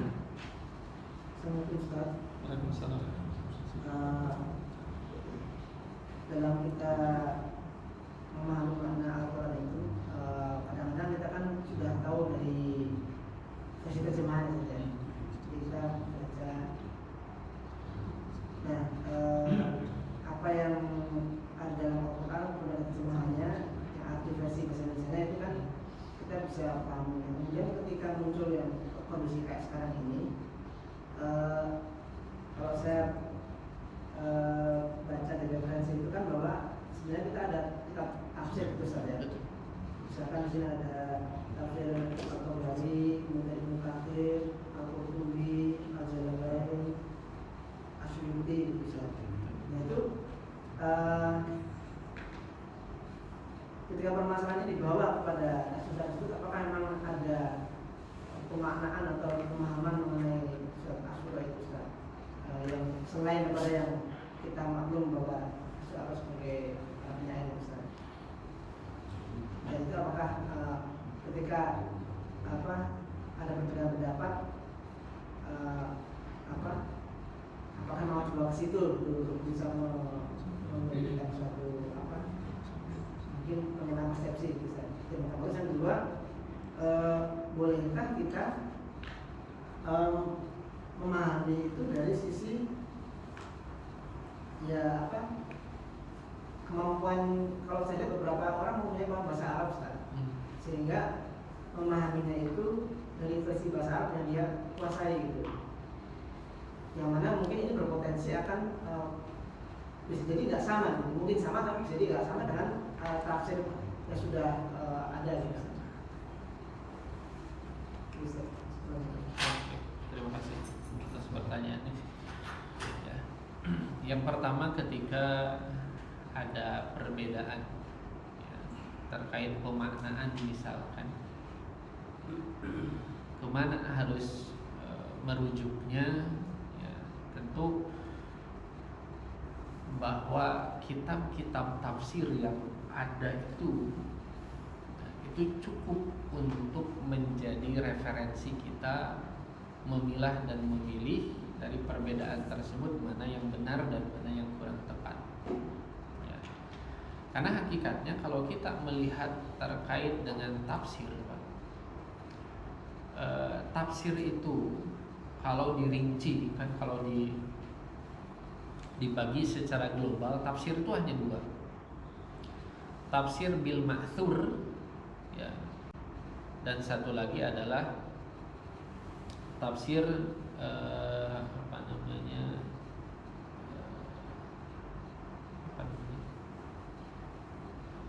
satu adalah tafsir bil ma'thur, yaitu bidiroyah dan biriwayah.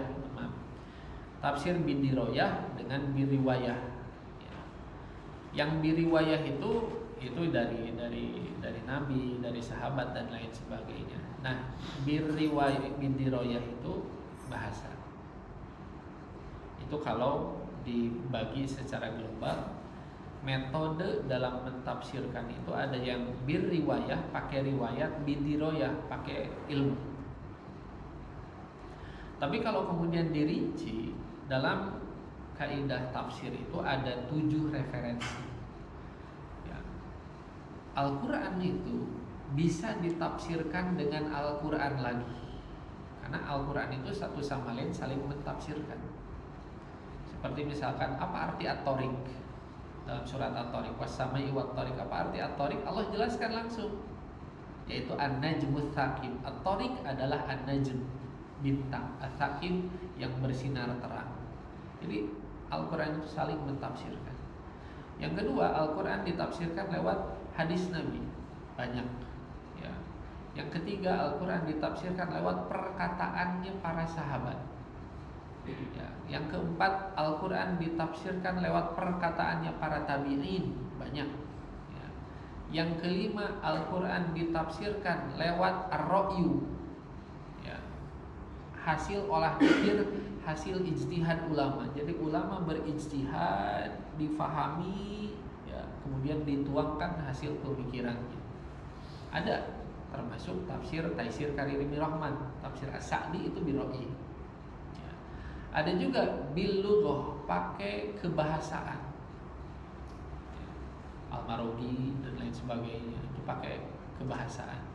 Kemudian yang terakhir adalah tafsir bil Israiliyat, mentafsirkan ayat Al-Quran dengan kabar berita yang datang dari agama sebelumnya, Yahudi dan Nasrani. Itu termasuk bagian daripada referensi tafsir.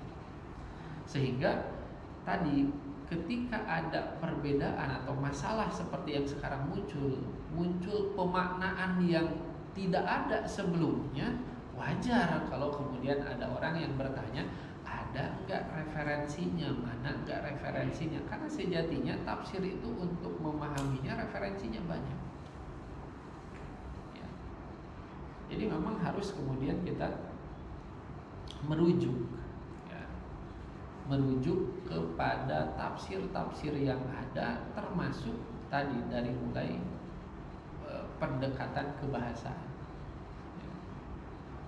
Nah kalau kemudian ditemukan ya ternyata ada pemaknaan ini, ditemukan misalkan secara kebahasaan, ya diterima ya.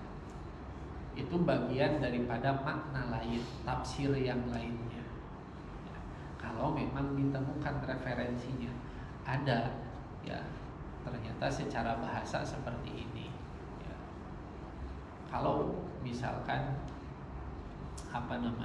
dicarikan, misalkan mohon maaf gitu ya, terkait dengan bab akidah, pembahasan tentang yadullah ya. Ulama salaf kan tidak mentakwil yadullah artinya apa ya, tangan Allah.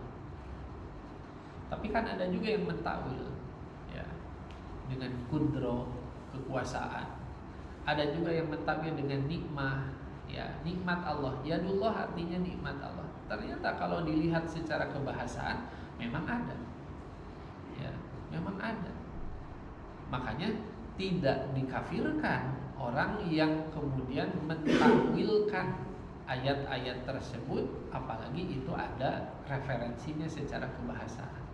Hanya itu pemaknaan yang keliru saja gitu ya, tidak sampai bid'ah, kafir dan lain sebagainya. Ada, hanya itu pemaknaan yang keliru, tidak sesuai dengan pemaknaan yang benar yang diajarkan oleh Nabi, sahabat dan juga tabi'in.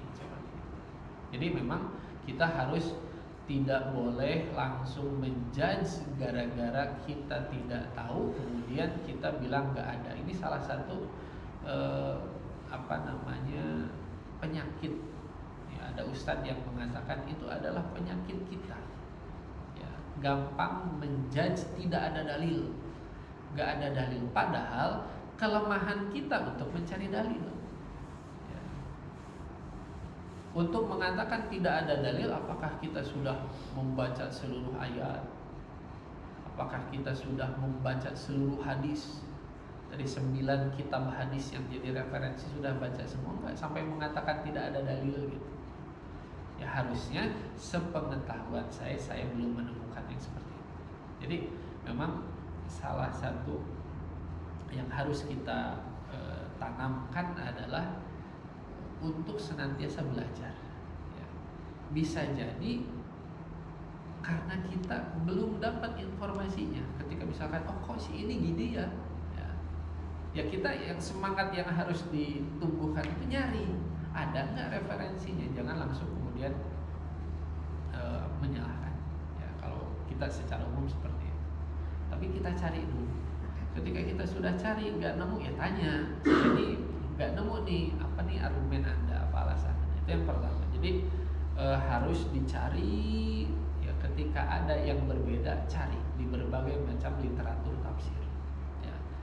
Yang kedua, kalau ada orang yang paham ya, bahasa Arab sehingga kadang-kadang ketika menerjemahkan misalkan sedikit berbeda dengan apa yang ada di terjemahan umum, seperti apa? Ya kalau maknanya tidak keluar dari makna ayat nggak mengapa, tidak apa-apa. Kadang-kadang kan di tafsir-tafsir yang ada itu sudah diterjemahkan sesuai dengan ejaan, panduan ejaan Indonesia.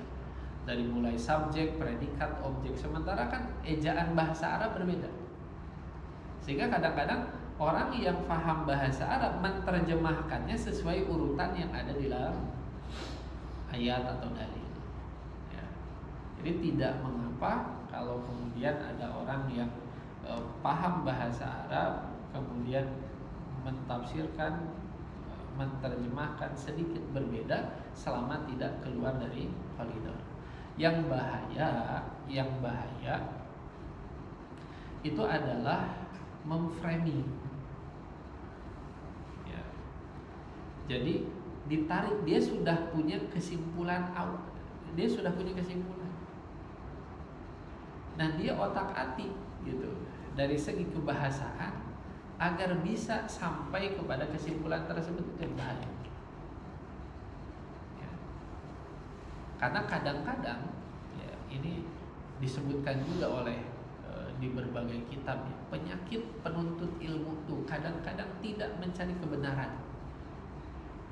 Jadi kita belajar itu bukan berarti tanpa ada halangan, tanpa ada masalah, enggak. Ya, ada masalah. Ya, salah satunya adalah di antara penyakit dalam menuntut ilmu, kita itu tidak mencari kebenaran, tapi kita itu sering atau terkadang mencari pembenaran. Kita tuh sudah punya satu pendapat.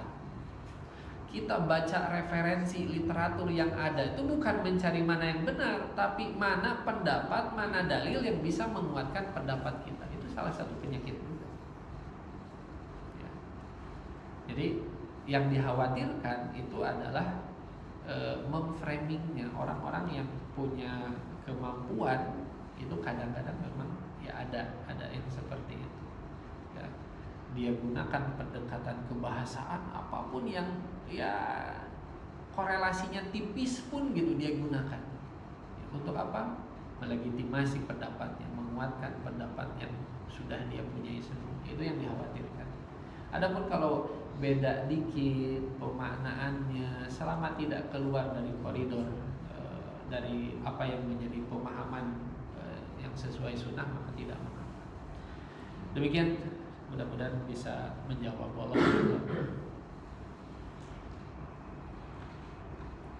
Silakan kalau ada lagi.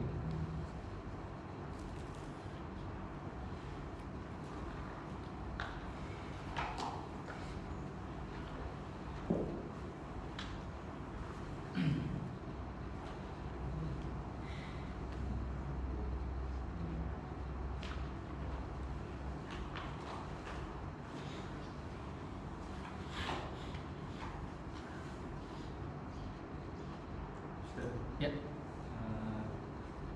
Tadi kan ada pendapat yang mengatakan untuk penamaan surat itu sirkus istimewa. Kalau ketika Allah menurunkan surah itu ayat-ayat itu kan bertahap ya. Betul. Kalau itu belum ada namanya, dijelaskannya apa di ini ayat di surah apa? Lanjutan dari itu gimana? Baik, terima kasih atas pertanyaannya.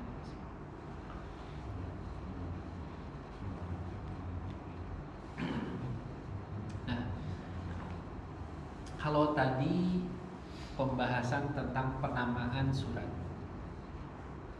kalau yang ditanyakan barusan itu adalah pembahasan tentang urutan Al-Quran.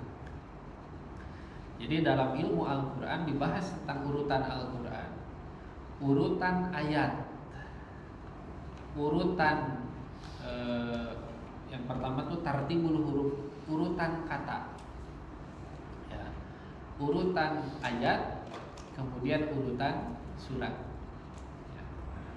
Para ulama membahas urutan kata nggak boleh dirubah. Jadi kata nggak boleh dibolak-balik. Alhamdulillahirabbil alamin, gitu kan? Kita balik. Ya. Rabbil alamin alhamdulillah, gitu. Nggak boleh. Ya.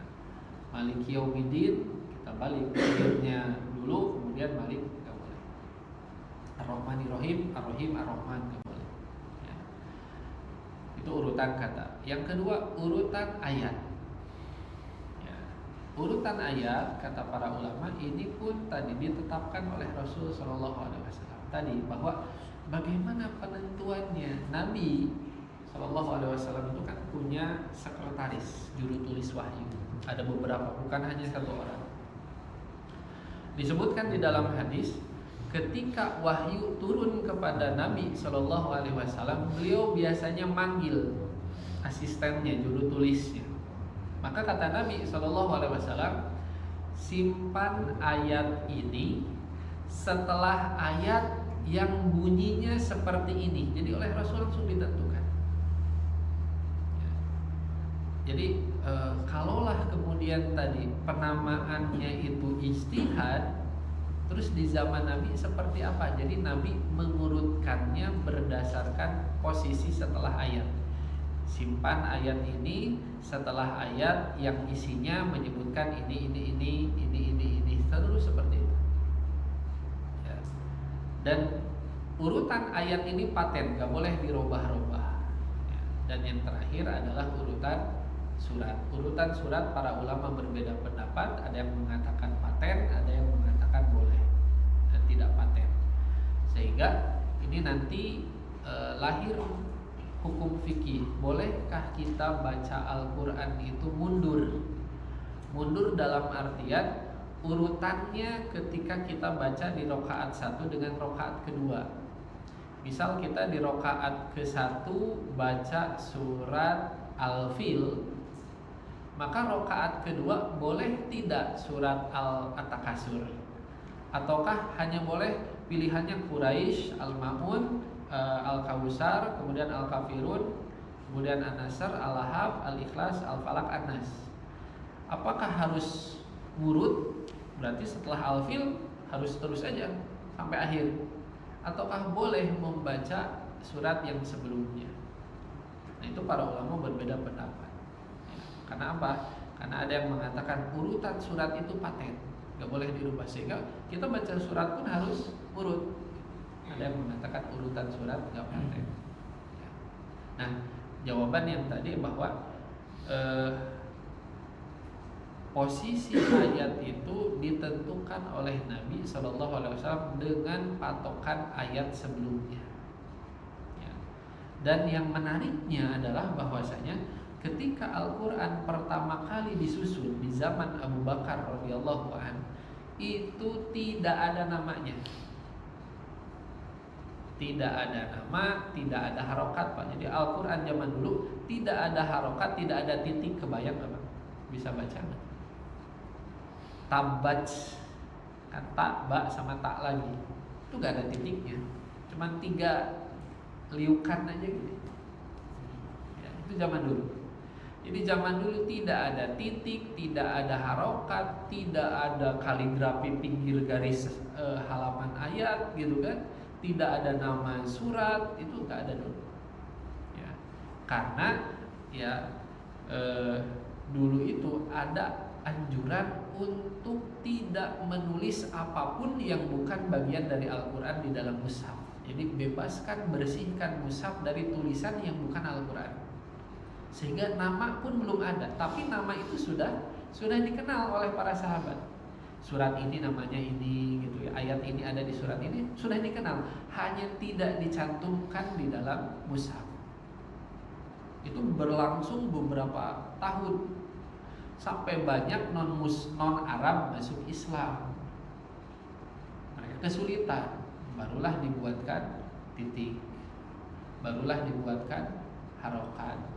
Sampai akhirnya seperti yang kita sekarang lihat, ada ayat, ya, ada nama surat dan lain sebagainya. Tapi awalnya jadi Al-Quran itu seakan satu kesatuan, ya. Gak ada nama surat, ya. Hanya kemudian ada Bismillah saja sebagai pemisah antar surat. Jadi adanya Bismillah itu sebagai pemisah antar. Oh, ini surat baru, ada Bismillahnya. Tapi tidak ada nama surat. Ya. Jadi itu proses penyusunan Al-Quran pada zaman dulu, ya, patokannya adalah ayat sebelumnya. Demikian, wallahu a'lam. Silahkan. Rasulullah SAW kan waktu menerima wahyu itu kan katanya ini ya minta huruf gitu ya. Betul. Itu betul nggak atau gimana gitu? Kita harus seperti apa? Ya. Sama sekali nggak bisa baca. Itu saja, Pak. Ya. Baik, terima kasih atas pertanyaannya. Nah, di zaman dulu orang yang bisa baca tulis itu memang jumlahnya sedikit. Ya. Bukan hanya di zaman Nabi Muhammad SAW, di zaman sebelum Nabi Muhammad pun memang kemampuan baca tulis ini adalah kemampuan yang mahal lah. Tidak semua orang bisa. Ya. Dan inilah yang dimanfaatkan oleh Bani Israel zaman dulu, Pak.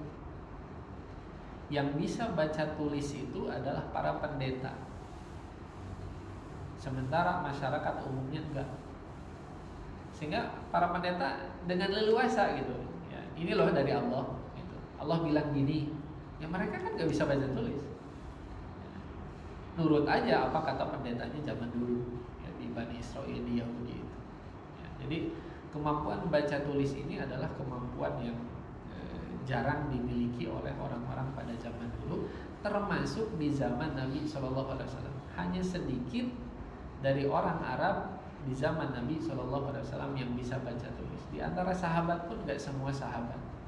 Umar bisa baca tulis, ya, dan beberapa sahabat lain. Bagaimana dengan Nabi? Nabi SAW tidak bisa baca tulis. Ya, ini dikuatkan dengan kisah ketika beliau menerima wahyu, ya, ketika Jibril mengatakan Iqra, wahai Muhammad baca. Kata Nabi SAW, ma'ana biqari'in, saya nggak bisa baca. Ya. Dan orang yang tidak bisa baca tulis ini dalam bahasa Arab disebut ummi. Jadi Al-Quran disebut Nabi Muhammad itu Nabi yang ummi. Jadi memang Nabi SAW tidak bisa baca, tidak bisa menulis. Ya. Dan ini tentu ada hikmahnya dari Allah Subhanahu wa ta'ala. Apa salah satu hikmahnya? Untuk membantah tuduhan Rasul sallallahu alaihi wasallam melakukan plagiarisme dari kitab sebelumnya. Kan itu jadi tuduhan zaman sekarang juga. Para pendeta-pendeta Kristiani zaman sekarang itu dari luar negeri termasuk dalam negeri banyak yang mengatakan Nabi Muhammad itu melakukan copy paste, plagiat dari isi kitab-kitab sebelumnya, baik dari Taurat ataupun dari Injil gitu. Jadi Muhammad itu, Al-Quran itu bukan dari Tuhan.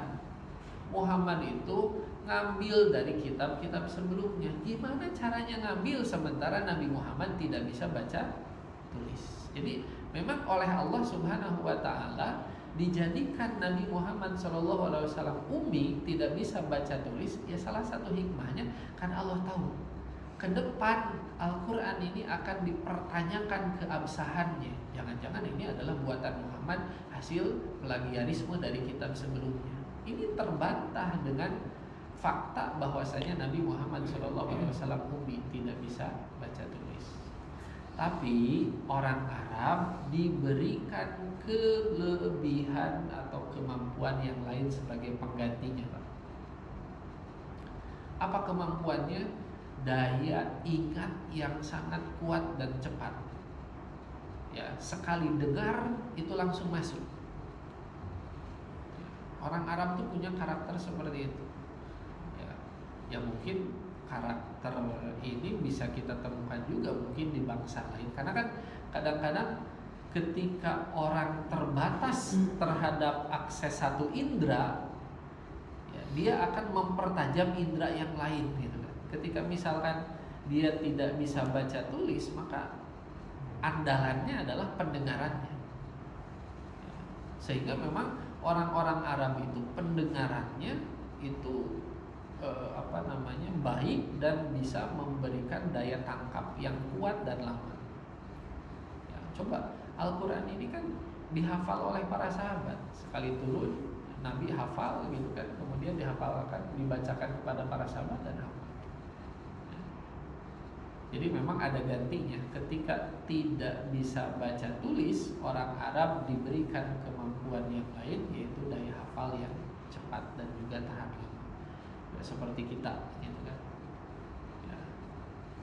Bacanya lama, ngafalnya juga lama, hilangnya cepat. Demikian Allah a'lam.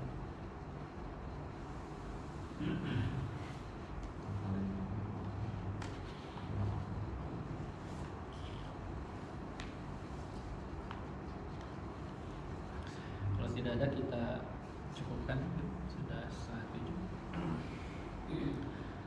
Kita cukupkan sampai di sini. Ya, mudah-mudahan dari apa yang kita bahas ya, bisa menambah pengetahuan kita, wawasan kita, keimanan kita, pemahaman kita juga terhadap agama. Yang benar mutlak datangnya dari Allah dan yang salah dari keterbatasan ilmu yang saya miliki. Kita akhiri dengan doa kafaratul majlis. Subhanaka Allahumma wa bihamdika asyhadu an la ilaha illa anta astaghfiruka wa atubu ilaika walhamdulillahirabbil alamin. Wassalamualaikum warahmatullahi wabarakatuh.